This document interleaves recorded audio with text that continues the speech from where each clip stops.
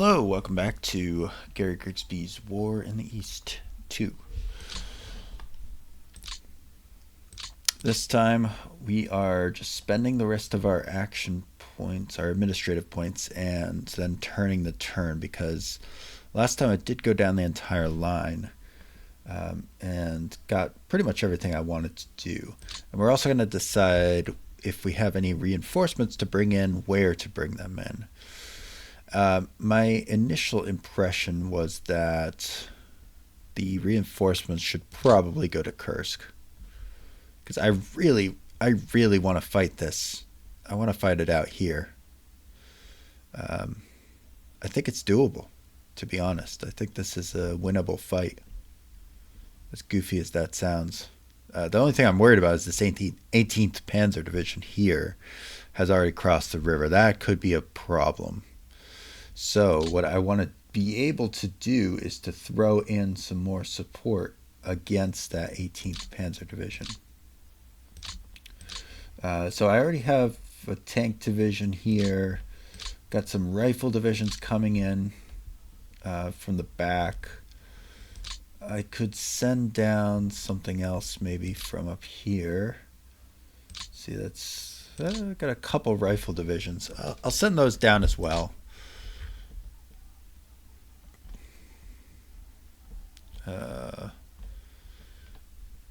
Send them all the way down to Kursk if we can, which it looks like we can do. Where's the other one? This guy. That's nice because they're 100% combat prepped right now, so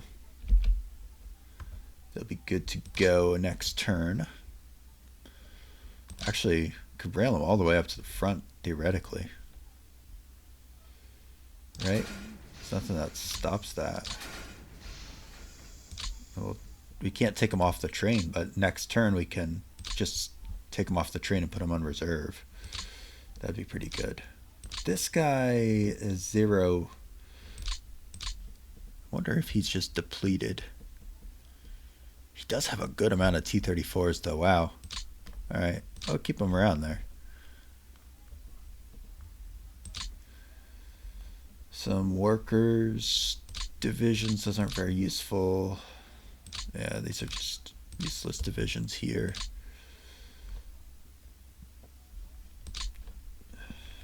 Make sure I don't miss anything in the back. Sometimes you get spawn-ins in the very back. But not this time. Everyone that we can move, we've started moving. Actually, we could bring in the 317th Rifle Division, so start railing them forward.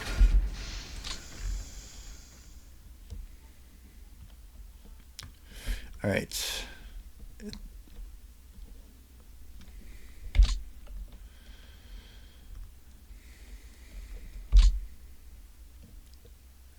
This really does not have enough supply to go around.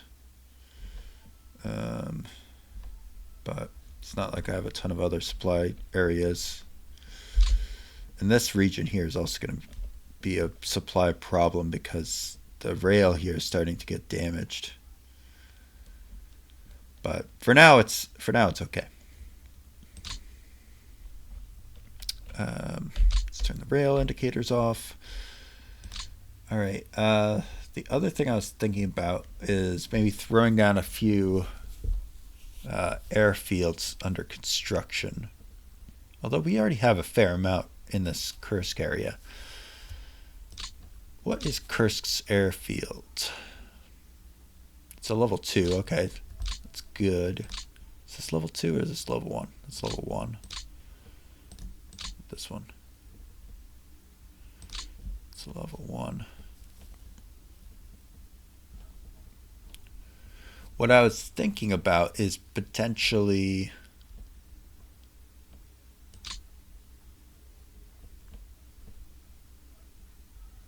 well, we know Belgrade is eventually going to be a depot, probably. Belgorod.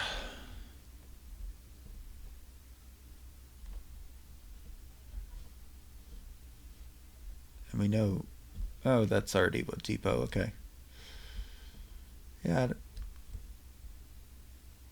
I mean, we might as well make this a depot this turn. That way it starts stacking stuff up.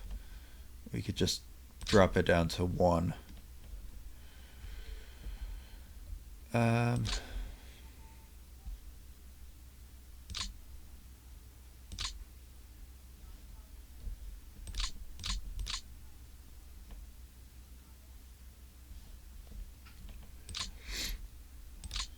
would eventually like to pull the 40th Army even further back.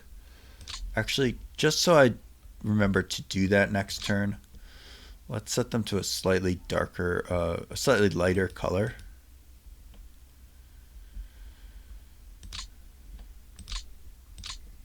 Yeah, just so I remember that those are 40th Army guys. The rest of these depots are okay how they are. Although this one could probably get dropped down to a 2. It is supplying this army here, but they could draw their supplies from over here.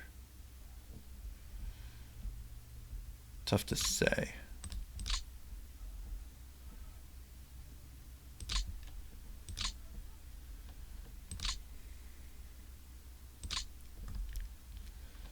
All right, we have 14 points left. That's enough to replace a commander. And actually, I'm thinking of replacing an air commander. Because what I want to do is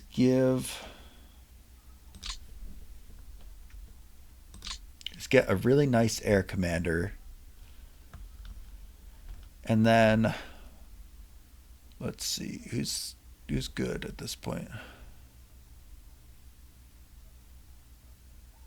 This guy's pretty good. He's only got a 6. I mean, this guy's Golovanov has a better air score, but he's got a worse admin score by 2. I don't know which is more important. I think I'll take the air score in this case. Just because I know these planes are going to be fighting a lot. And then we're going to bring in a ton of planes next turn, because we're going to try to use our planes in ground support mode, assuming the weather is going to be on our side. Let's see. Nope, it's going to be pouring rain. Shit. Okay, well, that plan's not good. Well, we could bring them in anyway, because they're not going to be able to fight next turn. So hopefully the turn after that, although October is a rainy month, so if we get clear air one of these turns, we can try a little bit of a counterattack. That's the idea.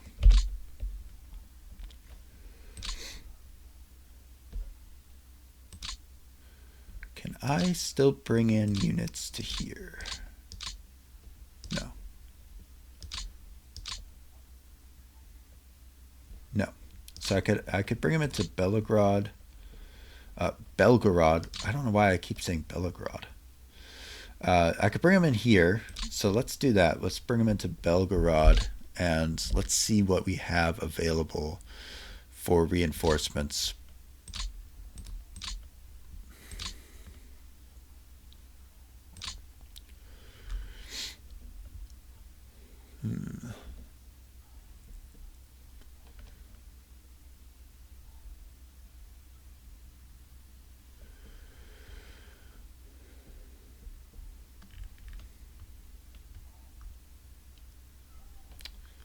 And then we will do TOE. We've got some full ones in the Far East that we could bring in. They are eventually going to get released naturally, but we could bring them in early. Otherwise, we have... Actually, let's take off the Far East box. I don't want to release them too early. You know what I mean? We actually do have 3 rifle divisions here that we could bring in. So let's do that.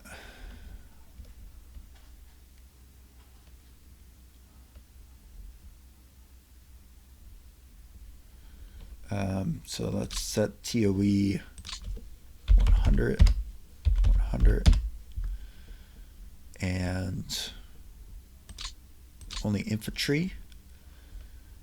Transfer them to the map. All right. How about anything else?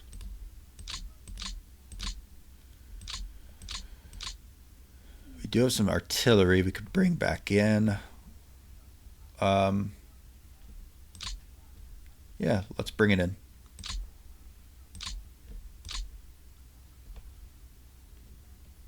Can't hurt.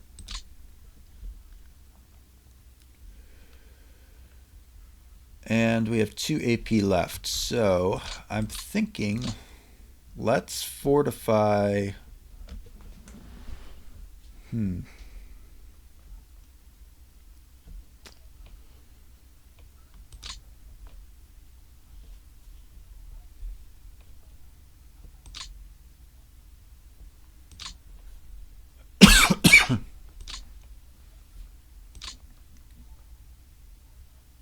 I don't know where I would fortify here. Maybe nowhere. Maybe I just fortify up the rest of this.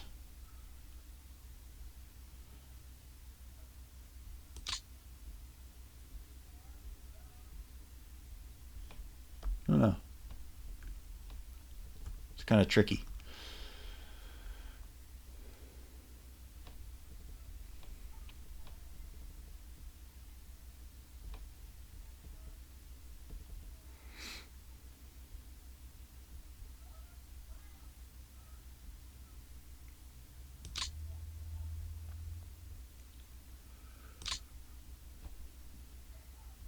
I could fortify this.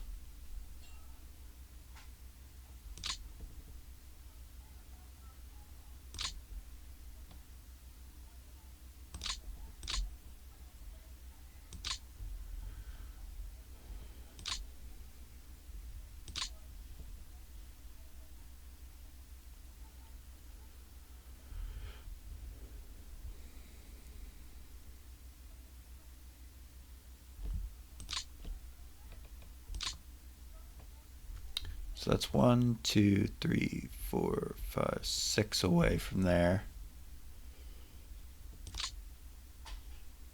That ain't gonna work.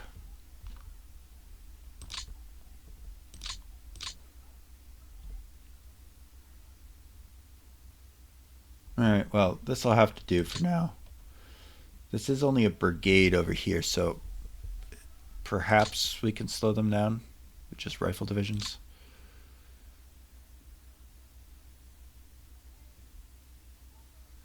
Just to protect this guy, I'm going to move him with his other unit.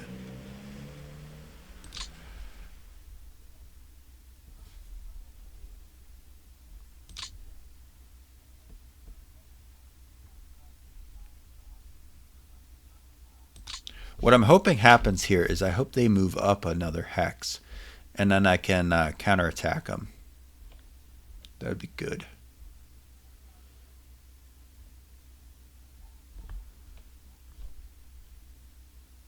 I do have a good amount of airfields right here that I could use for a counterattack as well. But what to do? Alright, I think I've done my best. So let's turn the turn. We'll watch the end turn and then call it a video. I am really trying to shorten the length of these videos but make them more frequent, because I know gameplay videos of big campaigns like this are hard to watch. They're hard to get into. They're the least viewed content on most people's channel, but I think that it is a valuable thing to do to work through the grind of an entire campaign, show people what you really experience. I think it's a very enjoyable viewing experience, but I understand the other side of it where yeah, long episodes plus a grindy, endless campaign can be less enjoyable. Especially because I haven't even gotten out of 1941 yet. I've really slowed down in my gameplay because I've been playing other games and I've just really been focusing on trying to make better videos. But there comes a trade off where if you're focusing so much on the the quality of the videos and not doing enough of them, then you're going to fall behind in your campaign. What are we looking at there?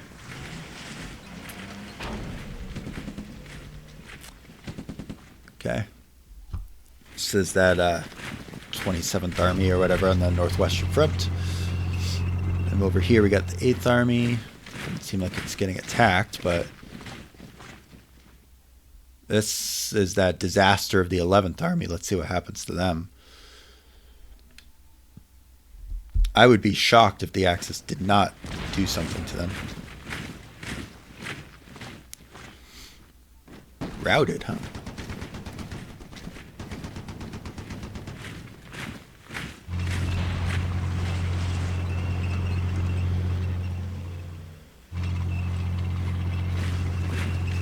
They're really blown through the Western Front pretty easily.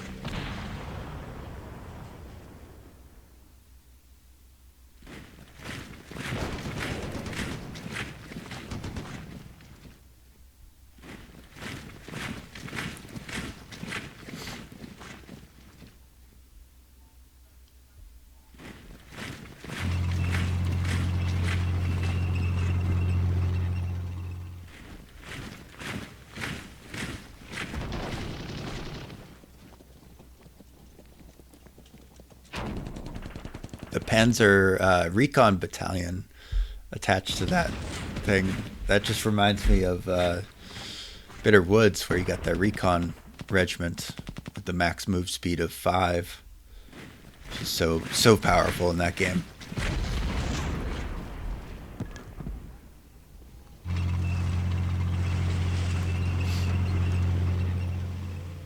Yeah, I was worried about that area there. Just didn't have enough fresh units to throw into the fray.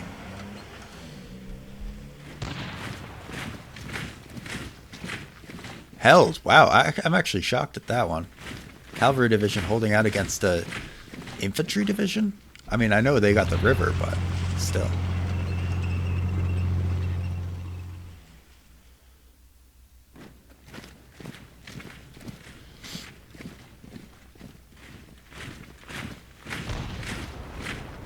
Ah, shit, they did get knocked back through there.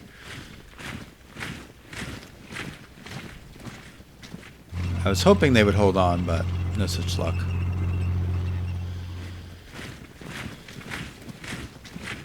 That's okay.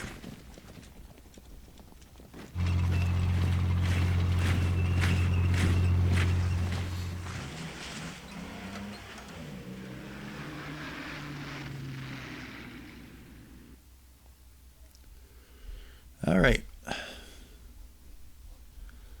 I do want to just quickly look at a couple of those battles. I didn't get to see a lot of the detail on a couple of them, especially the losses. And I just want to make sure the line held where I think it held. Sometimes when it's flicking around like that, you can't always tell exactly what's happening, but I think we did pretty good overall. We lost 44,000 men, 195 armored fighting vehicles, 402 guns, 98 planes. So if that, I guess that's good.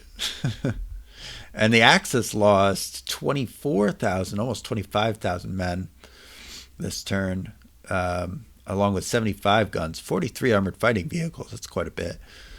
And let's see what the air losses were like. I don't think they really flew any missions. They still managed to lose a transport plane, which is nice. 4 recon planes. So they've lost 158 recon planes in the war already. That's quite a few. They've actually lost more than me, although I haven't been flying a lot of recon missions. So, and they've lost almost as many transport planes. All right. So what I was wondering about is exactly what happened in the middle here. It looks like our defense in depth strategy is still working, more or less, because we had put up some pretty weak units on the front line there, and they just got knocked back, and that's fine. That's fine. I don't mind that. Let's see about the area down near Kursk. Oh, he actually went back across the river. That's better than I could have hoped for. I could slot those fresh divisions right in there. That's wonderful, actually. That's really good news for us. So they poked us. They saw that we had a good, strong line near Kursk, and now they're not sure what to do. I think they're looking for another hole. So the AI is gonna just try testing us in various places to see where we can break. But that was good. And then down here, I'm also very impressed with the 32nd Cavalry Division's stand here. Actually doing a fantastic job. I guess they were full combat prep, so that does definitely help. But still, great job by them. And then I think the other division routed back to here. So these guys have gotten the absolute snot kicked out of them. They have 3 big losses in the last 3 turns. They're down to 890 men. So they have been absolutely bled dry. So it's time for them to come off the line. They did the best they could, but they fighting turn after turn against a much superior force down here is something's got to give eventually. I am pretty disappointed with this outcome here, but I don't think we're in danger of getting a breakthrough, because I should now be able to slot this rifle division in, which will easily hold the line. I don't think that we're in super big danger there. I could even bring up this other rifle division into that slot and pull these guys completely off the line, which I think I might have to do. I also might have to bring down this NKVD division and just run with 3 divisions. Well, 4 divisions in the 18th Army, which is still plenty. 18th Army is really more of a rifle corps than an actual army, but it actually has 5 divisions. It's got quite a few divisions, so they'll be fine. It'll be fine. I'll just bring down that NKVD division down to Crimea and join it up with either the 51st or the 9th Army. I'm not sure which. Probably 9th. I think he's a slightly better command. Well, actually, no, he's a terrible commander. They're both terrible. Maybe we'll replace one of these guys here. But let's read the events quickly. Excess garrison in the Far East. So that's probably indicates I could have actually pulled a couple of those divisions out. Excess garrison in Western Europe. Our partisans are doing their thing. And then let's make sure my reinforcements came in. Yep, all 3 of them came in. So those are going to probably stay where they are for a few turns to build up some combat prep. And then we'll rail them to wherever they need to go, because by being at Belgrade, they're able to more or less go wherever they want, which is exactly what I'm looking for. It would be nice to give them a general down there, but that'll be an activity for next episode, I think. Like I said, trying to keep these videos to a more manageable length in the future. So until next time, see ya.